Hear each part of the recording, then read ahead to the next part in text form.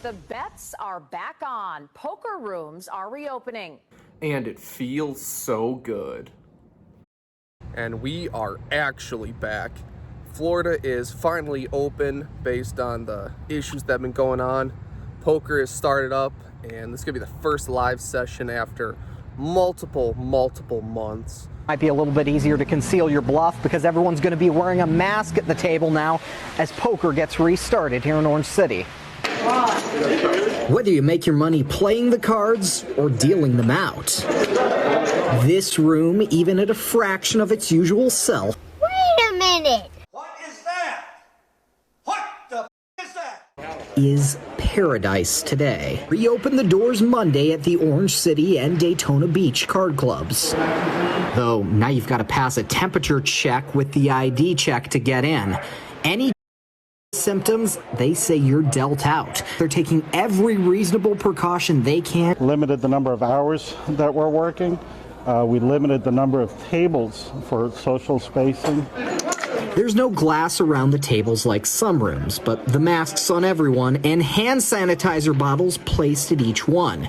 Anytime you get up, you've got to scrub back in if you're going to touch the cards. Everyone sitting at that table will be sanitized. As will everything players may touch. Guzman says the chips and cards are being rotated regularly with clean ones. They've actually got specialized cleaning crews right now scrubbing down everything all day while play goes on. And Guzman says as the situation evolves, so too will their card room's response. So those chips keep flying. Hello world, and we are actually back. My name's Kyle Fischl, and this is going to be episode 49 of my poker vlog. And today I'm going to start the video quickly by explaining that Florida is actually open for poker. The last weekend was the first week in several months where the rooms are open for live poker. So I'm going to explain a little bit about how they implemented some safety procedures and how it affected the game. And then I have quite a bit of hands to go over. So we're going to get right into it. First of all, before entering, they require a temperature check. This really didn't take any time at all, like under 20 seconds to get checked in and make sure you were good to play. So I think it's a really good precaution to help keep people safe. Another thing that they've implemented is there is a sanitation specialist that wipes down the whole chair, rail, and all the surrounding area that a player might have touched every time they leave the table. A good thing about Orange City is that they don't have these glass barricades that have been implemented in other rooms across Florida. So I'm quite happy that Orange City is sticking to just a mask policy. Anytime a player gets up from the table and comes back in, they are required to use the hand sanitizer to sterilize their hands as well. Also, another safety precaution that doesn't really affect the game at all and just very helpful to keep people safe. The room itself is operating at half capacity. Only half the tables are in play, and each table is only six-handed. I thought that I wouldn't like a six-handed game too much, that I actually think it improved the game a lot. The game seemed to move a lot faster. People had to stay more active and pay attention because the blinds were moving so fast that they couldn't just sit back and wait for a hand. I think it actually created more action playing with six-handed rather than a standard nine-handed game. There was times when I was wearing the mask where it was completely unnoticed. It's just part of the current atmosphere of the game. Phase 2 will be coming to Florida relatively soon, and it may phase out masks and get us back to nine-handed. How that develops is up to the governor as well as the floor management, but I'll keep the world informed as these developments unfold. First interesting hand. There are two limps to the cutoff, who raises to $20. I am on the button with 8-9 of hearts. Definitely a hand I'm going to defend, especially in position. So I call and the two limpers call. So we go four ways to a flop, which comes queen, 10, 7, 1 heart. Pretty good board for me.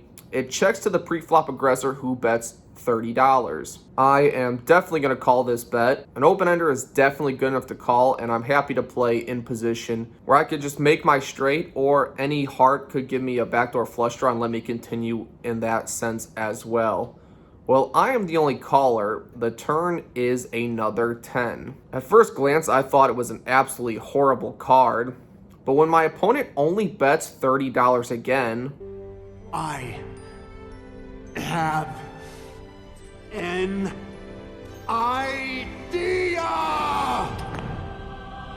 I think that I can easily rep a 10 here that called in position on the button, just called his bet, and then made 3 of a kind and raise. Playing with his opponent for a bit of time now, I've seen him actually bet very heavily when he actually had it. In fact, he 2x potted it when he had quads, and he actually made top full house fold. So I don't think that a consistent $30 and $30 bet sizing ever means this player has a strong hand. I think it's closer to an ace king or ace jack type hand, and I believe I can have most of the 10s that are available here. So I actually raise him to 130, and he thinks about it for a little bit and folds. So we're actually off to a pretty good start. Like, the chip stack's growing steadily. That was a fun one to steal. Some other standard spots where I just made pairs and got people to fold got me up to a pretty strong chip stack until the next interesting hand happened. It's folded to the cutoff, who raises to $30. I'm in the small blind with pocket kings. I'm really not gonna just call with this from the small blind, especially short-handed. Its value goes up so much. I raise to $100. It folds back to the cutoff, who re-raises me to $300. He's representing aces, the only hand better than my Cowboys. I can't call and give him a chance to catch. Do I really believe that he has aces here? He only has about $400 behind, and I figured that on any ace-high board, I was likely going to call him down anyway. This particular player, I've shown how wild this game's been. I don't really believe he actually has a strong hand. I'll re-raise, I'm all in. So I'm all in, and he snap calls, and I show my hand, and he tells me he has ace-king and that he's going to punish me, and we have live video. Oh, do you really have ace king? Ooh! Oh, God! I don't believe you.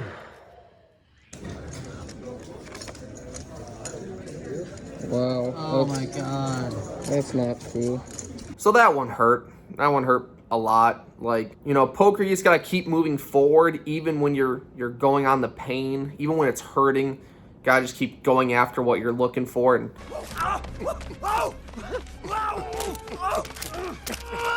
hope that you can turn it around. That took away all my profit. Oh, look at this sad guy. He just got crushed. Yeah, send a tweet on it. That'll help, dude. But, you know, that's part of the game. I'm definitely happy that I got in with 70% chance. Hopefully next time it goes my way, but good hand for that guy. Next interesting hand. I've actually won some relatively standard spots, and I brought my stack up to 1.3K.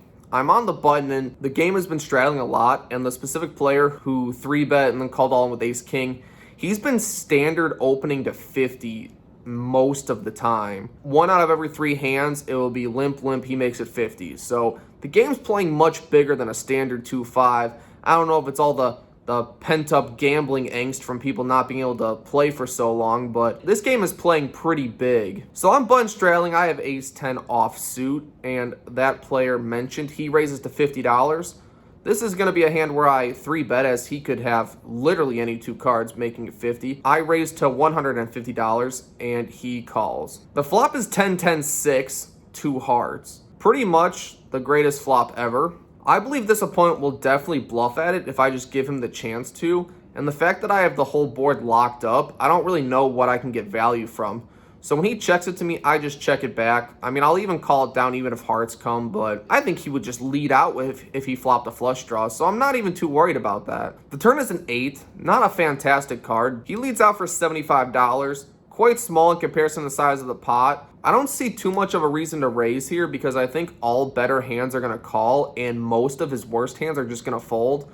So I'm just going to hope that he's bluffing and bluffs at it again on the river. The river is a 9, 10-9, 10-8, which we would have gotten in anyway. Make full houses, and he could have any random 6-7, 8-7, 9. He could have many 7s as well. He bets 125, and I just pretty much snap called because I'm not folding, especially for that price. And he has king 8 offsuit. Like I said, he's playing very, very wide, and I don't even know that I could have got more out of that hand. Just having an 8, if I raised that river, I don't think there's a chance he's calling. So I'm okay with my line, and I'm happy that I won that hand. All right, right now, please take a minute to subscribe to my channel. It helps me out a ton. I would greatly appreciate it. These videos do take work, and you can show your support by subscribing.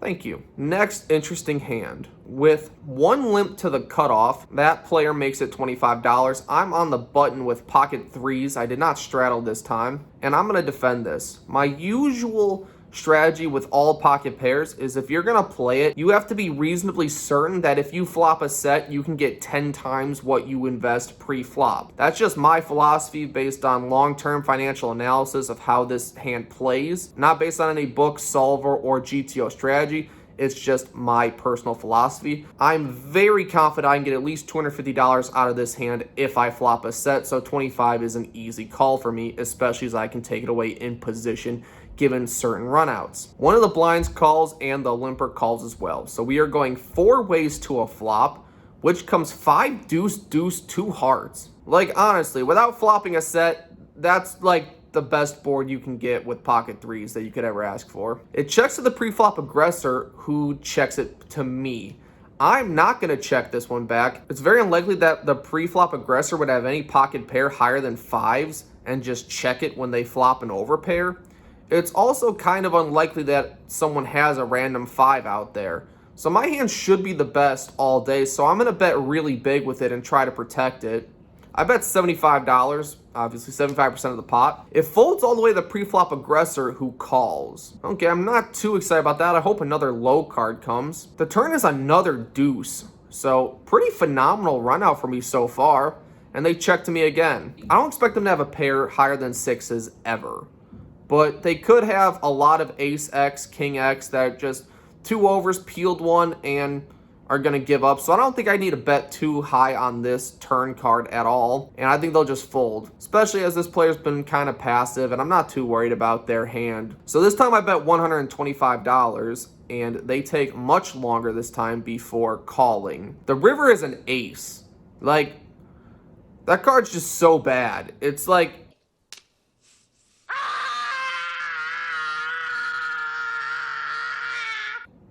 it's like the worst card I could imagine. Like a jack or lower, and I'm pretty happy with it, but an ace, like, it's terrible. They check to me, I snap, check it back, and just show, and they have ace king, and ugh.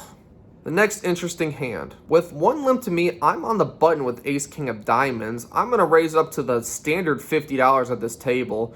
If I win, I'm fine to just win $12, and if not, I like to commit my opponents to good cards so it's easier to read post-flop, and only the cutoff, the player from the last hand, calls. The flop is 6-6-3, 2 diamonds. Again, I flop pretty good. I was running relatively well in this game.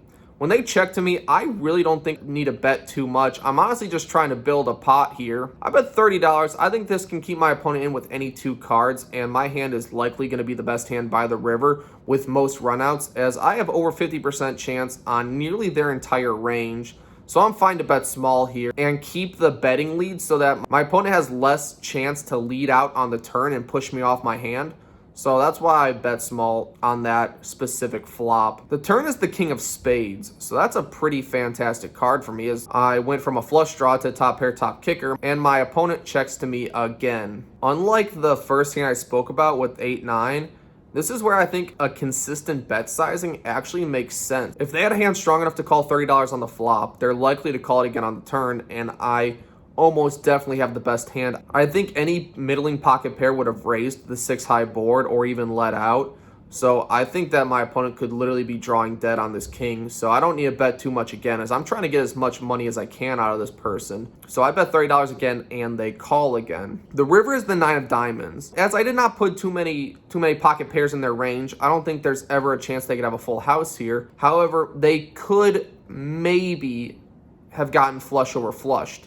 So when they check to me, I want to bet a sizing that's still higher but could entice a raise if they had like a queen high flush for whatever reason. I bet $75, and my opponent thinks for a little bit of time, but then calls with king jack offsuit, but did have the jack of diamonds. I guess I was not as nutted as I thought I was on that turn card. Fortunately, I did not get punished by them getting a 3-outer when I give them a fantastic price. A final hand of note. It's folded all the way to the hijack, who is the player who stacked me with ace king over kings.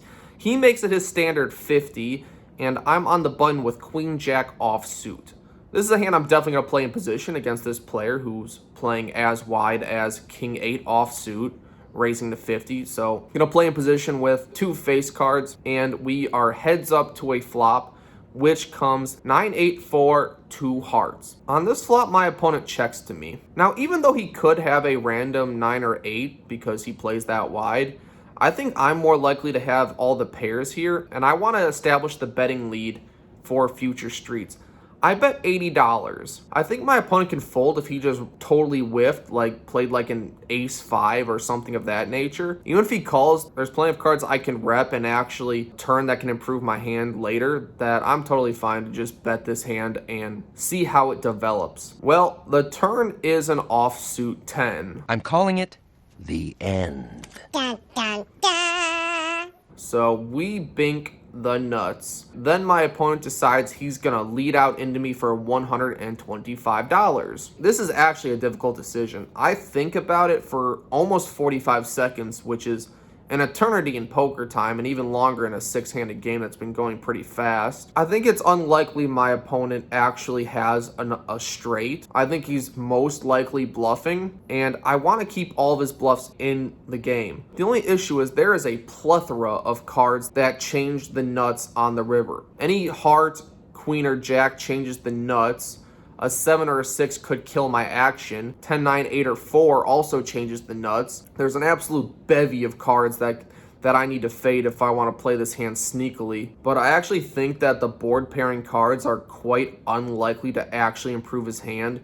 And I think he's the type of player that will bluff on all of the blank rivers, but will find a fold if I raise right now. So I decide to just call this one and see what the river is. Somehow I fade all those nut-changing cards when the river is the king of clubs. My assumption and my decision turned out to be a good one, as my opponent leads out again for $200. He only has about $400 behind. I don't really see the chance that I could raise to $400 or $450 and just get a call. So I think I just have to go for the all-in and hope he just calls it off. Maybe miraculously has Jack 7 or 6-7, something like that.